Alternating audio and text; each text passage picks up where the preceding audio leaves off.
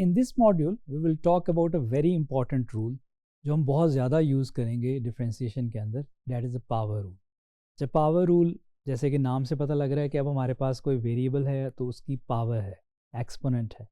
Exponent positive भी हो सकता है, नेगेटिव भी हो सकता है, फ्रैक्शन भी हो सकता है.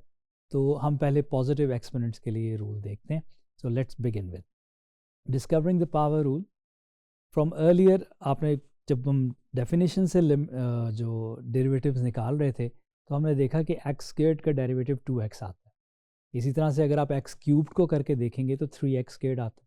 आप इसको एक्सटेंड कर लें x raised power 4, x raised power 5 से, तो आपको एक पैटर्न मिल जाएगा कि डेरिवेटिव क्या शक्ल ले रहा है. तो पैटर्न इमर्जेस. अब यहाँ पे क्या हो रहा है कि एक्स स्क्वायर्ड आपके पास वो पावर लिखी जा रही है और फिर वो वेरिएबल है. एक्स क्यूब था वो 3x स्क्वायर हो गया. इसी पैटर्न से अगर आप x4 निकालेंगे तो वो 4x क्यूब्ड होगा एंड सो ऑन. इस पैटर्न को हम जर्नलाइज कर लेंगे तो हमारे पास एक पावर रूल आ जाएगा. New power equals to original power -1. आप ये देखें कि जो आपके पास नई पावर आ रही है, एक तो वो पावर पहले लिखी जा रही है फंक्शन से डेरिवेटिव के अंदर. एक्स क्यूब था तो हमने पहले 3 लिखा जो उसकी पावर थी एक्चुअल, और फिर x की वो पावर आ गई जो ओरिजिनल पावर -1 थी. तो ये हमारे पास एक पावर रूल बन जाएगा. This is the power rule for n belongs to z positive. यहाँ पे हमने सिर्फ पॉजिटिव इंटीजर्स की बात कर रहे हैं.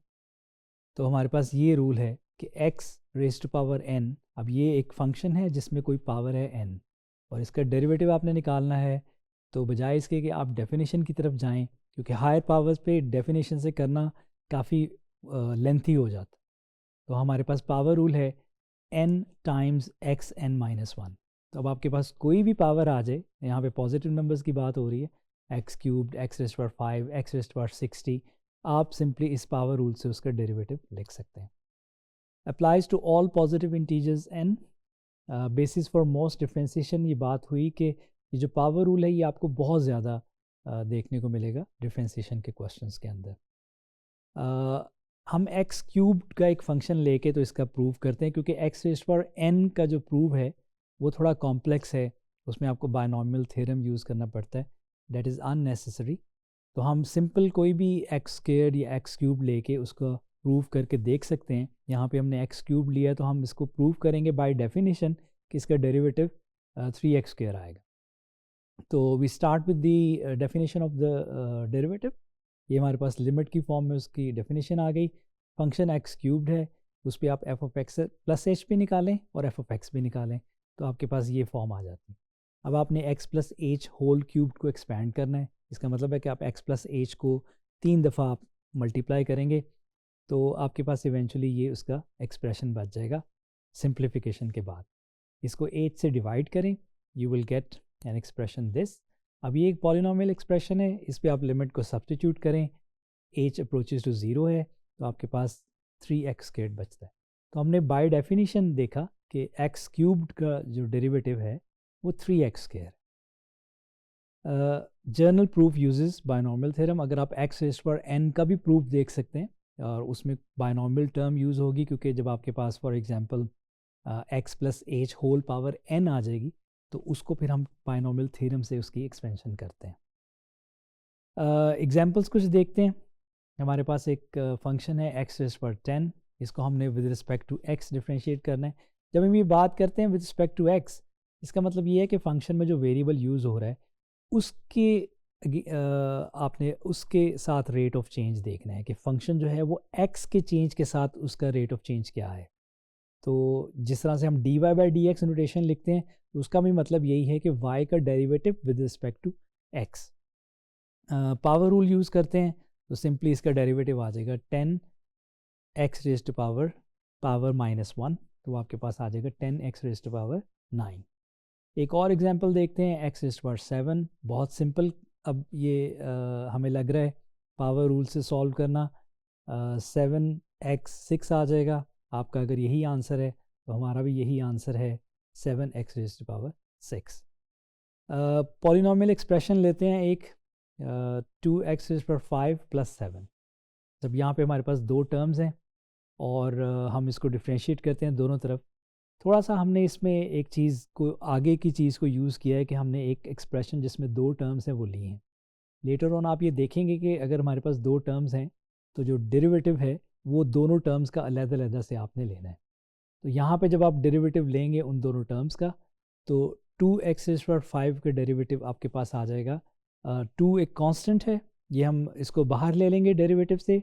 डेरिवेटिव आपका x की जो टर्म है उस पर अप्लाई होगा, x⁵ का डेरिवेटिव निकालेंगे, और 7 का डेरिवेटिव क्योंकि कांस्टेंट फंक्शन है तो वो 0 आ गया। और x⁵ का by power rule derivative 5x⁴, you multiply it with 2, तो सिंप्लीफाई करके ये आपके पास 10x⁴ आ जाता है।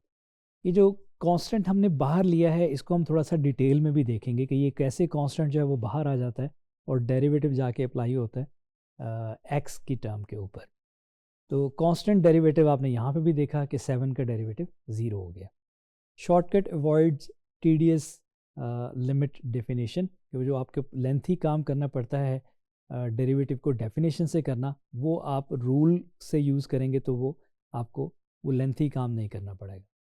रियल वर्ल्ड एग्जांपल देखते हैं। हमारे पास एक पॉपुलेशन मॉडल है P of t equals to t⁴, और हम उसका ग्रोथ रेट निकालना चाह रहे हैं विद रिस्पेक्ट टू टाइम।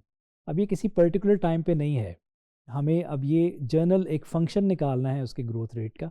तो बेसिकली हमें यहाँ पे P' ऑफ t इवेल्युएट करना है।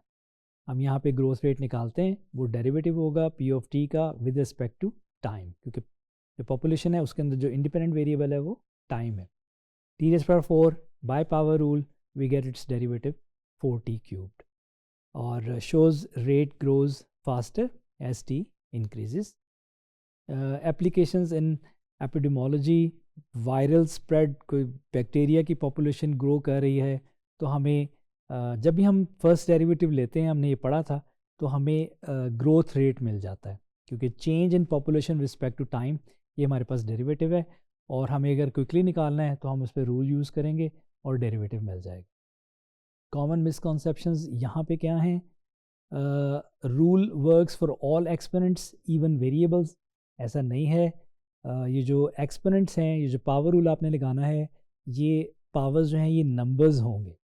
हम ये अपने पॉजिटिव इंटीजर्स देखें, लेकिन ये नेगेटिव इंटीजर्स भी हो सकते हैं, फ्रैक्शंस भी हो सकती हैं, लेकिन ये नंबर्स रहेंगे, ये वेरिएबल नहीं हो सकते। Only works for numerical exponents. दूसरा क्या है कि forgetting to reduce exponent leaving n(x(n), यहाँ पे आपने लिख के छोड़ दिया, मिस्टेक हो जाएगी, आपने पावर में n-1 नहीं किया। तो applies term by term in polynomials. अगर आपके पास एक पॉलिनोमियल है जिसमें एक से ज़्यादा टर्म है, तो फिर आपने जो डेरिवेटिव है उसको टर्म बाय टर्म, अलग-अलग से टर्म बाय टर्म निकालना है। ये भी एक रूल है और हम इस रूल को पढ़ेंगे।